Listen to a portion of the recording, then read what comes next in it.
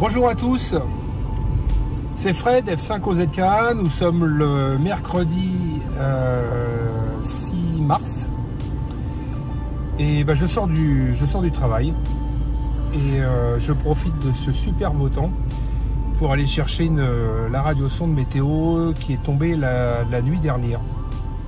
Alors naturellement, au vu de la durée de vie des piles, plutôt de la pile des radiosondes, elle émet pendant 7-8 heures maximum. Donc là, elle ne fonctionne plus. Donc j'ai fait un rapide petit calcul. Et je pense savoir où elle est tombée en pleine nature, évidemment. Donc c'est peut-être pour ça que ça m'a motivé aussi à partir la récupérer. Donc ça sera pour cette fois-ci que de la recherche visuelle. Alors c'est un petit peu arboré là-bas où je vais, donc, mais c'est aussi un peu découvert. Donc j'ai peut-être une bonne chance de pouvoir mettre la main dessus.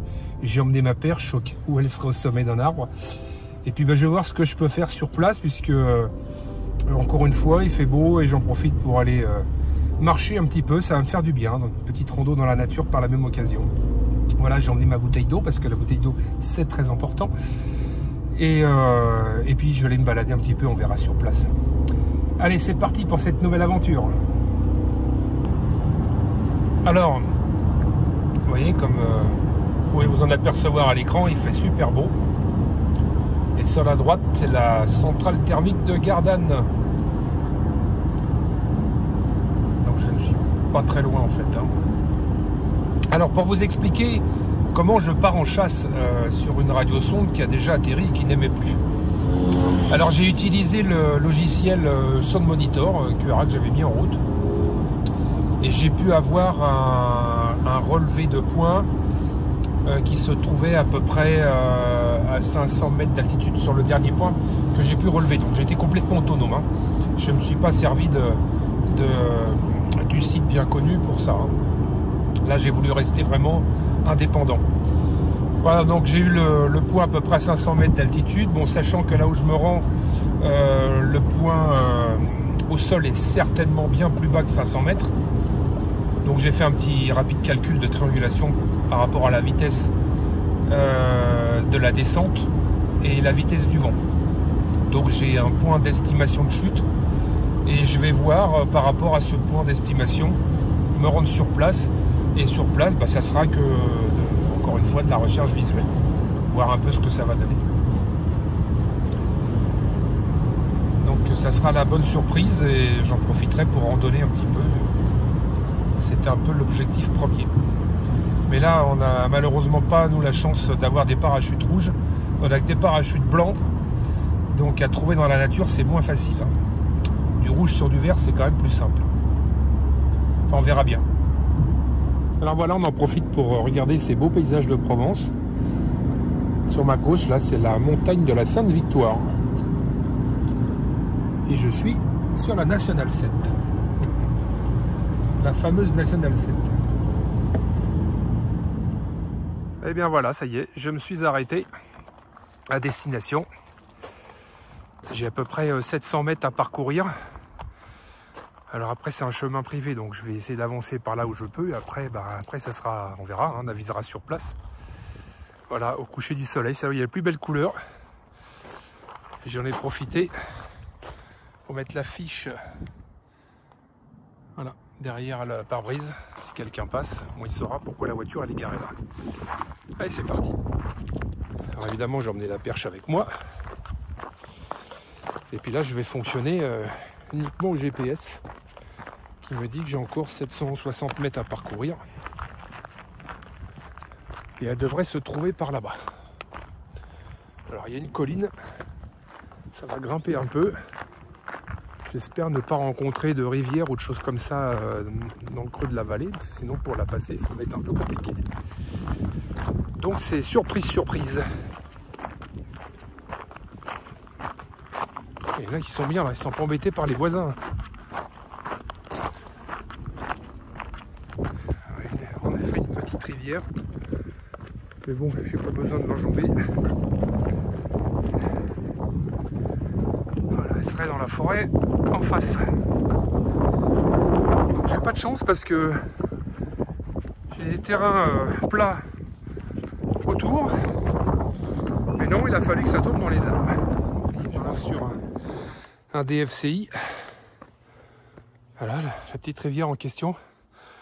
Mais j'ai de la chance, il y a un pont.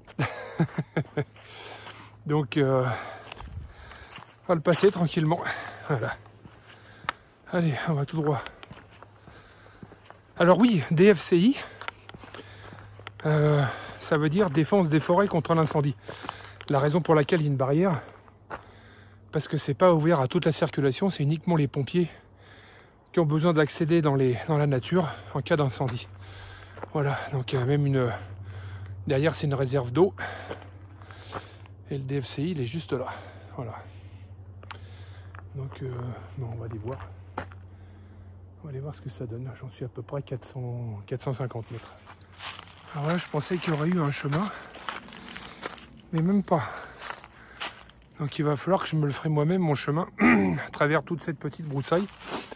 On va faire le tour. Il faut que je crapahute et que j'avance comme ça sur 300 mètres. Alors, une petite combine tout de même. C'est que vous voyez, il y a un semblant de rivière.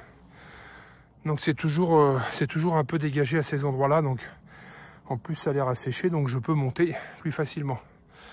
Allez, c'est parti. Ça n'a pas été facile de traverser ça. Mais bon, j'en suis à 56 mètres devant moi. Alors, à moi d'ouvrir les yeux maintenant pour voir où est-ce qu'elle pourrait se situer. Ça grimpe en plus, hein. Ah, je suis un peu essoufflé. Ça paraît pas, mais il y a un peu de dénivelé quand même. Allez, il ne reste plus qu'à regarder partout autour de moi.